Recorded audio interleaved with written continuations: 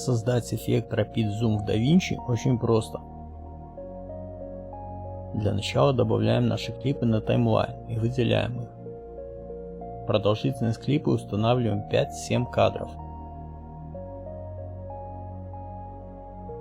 Удаляем ненужные промежутки. Следуем в эффекты и добавляем Adjustment Clip. Обрезаем его до размера одного футажа. Накидываем на него трансформ. Идем в инспектор. Ставим ключ на зум на первый кадр. Перемещаемся на последний и зум выставляем 1 и 2. Следуем в Animation и Motion Blur выкручиваем на максимум. Копируем и вставляем Adjustment Clip над каждым футажом. Готово.